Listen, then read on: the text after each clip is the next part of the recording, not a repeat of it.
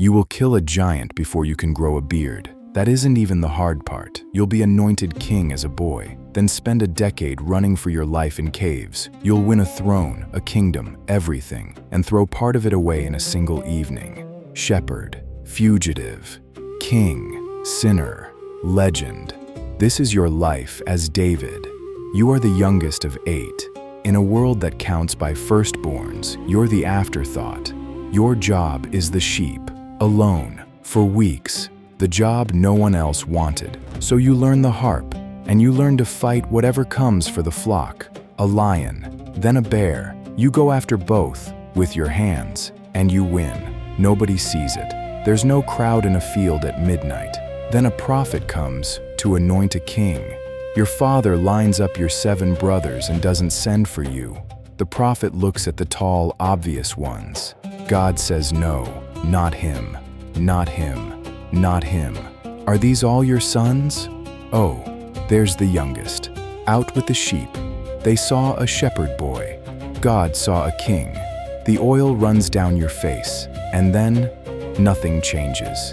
You go back to the sheep.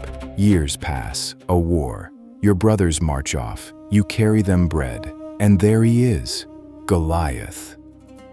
3 meters of contempt in bronze. Twice a day for 40 days, he dares any Israelite to fight. Every soldier finds something else to do. You're not afraid of his size. You're confused by everyone's silence. You ask what the reward is. Your oldest brother tells you to go home. The king expects a soldier to volunteer. He gets you. They strap the king's own armor on you. You can't even walk. You take it off. 5 smooth stones from the brook. You only need 1. You keep 4. The giant laughs. Am I a dog that you come at me with sticks? You don't laugh back. You tell him the truth he didn't expect. This was never your fight. It was God's. 1 stone, 1 throw. The thing every army feared drops face first in the dirt. By nightfall, the whole nation knows the name no one would call in from the field. The women dance in the streets, singing your name, louder than the king's. Saul smiles. Saul also starts counting. You play the harp to calm his dark moods. One afternoon, he answers the music with a spear. He misses, and you realize the most powerful man in the kingdom now has your name on his mind. His son Jonathan loves you like a brother. His daughter becomes your wife. Still, the spear keeps coming. One night, Michal lowers you out a window. You run, and you'll keep running for years. You become a fugitive in your own country. Home is a cave now. 400 men gather to you. The broke, the desperate, the discontent. Not an army, not yet. Saul hunts you across the wilderness with 3,000 soldiers. Twice, God hands him to you. Once he walks into the very cave you're hiding in. Your men whisper, "This is it. End him. Take what God promised." Twice you refuse. You will not buy the throne with the blood of the man God once anointed. They saw an outlaw. God still saw a king. Then, on a far-off battlefield, Saul falls. The throne is empty. The waiting is over. At 30, the boy from the field is crowned king of Israel. You take a fortress no one could and make it your capital, Jerusalem, the city of David. You bring the Ark of God home, and you dance before the whole city, undignified, leaping like a man who still remembers the field. Your wife watches from a window and despises you for it. You tell her you'll be even less dignified than this. Then God makes a promise no army could. Your throne will never end. A king will come from your line, forever. You unite the tribes.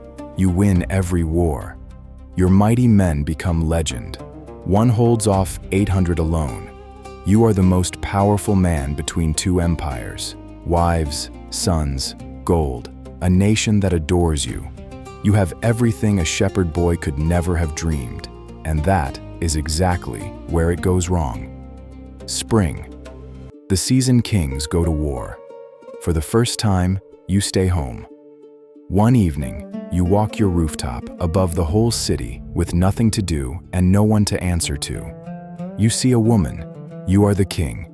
You take what you want. Her name is Bathsheba, another man's wife. Her husband is one of your most loyal soldiers. So you arrange for him to die at the front, quietly. The shepherd who wouldn't kill a sleeping enemy just murdered a faithful friend from a comfortable chair. A prophet, Nathan, tells you of a rich man who stole a poor man's only lamb. You're furious. That man deserves to die. Nathan looks at you. You are the man. And the giant killer breaks. You don't excuse it. You fall on your face.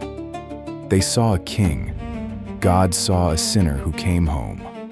Out of the worst thing you ever did, you write words broken people will pray for 3,000 years. Create in me a clean heart. But sin has a long tail. Your own house turns on itself. Your son Absalom, handsome, charming, patient, spends years stealing the kingdom's heart. Then he takes the throne and the army and comes to kill you. Again you flee the city you built. Older now, betrayed by your own blood.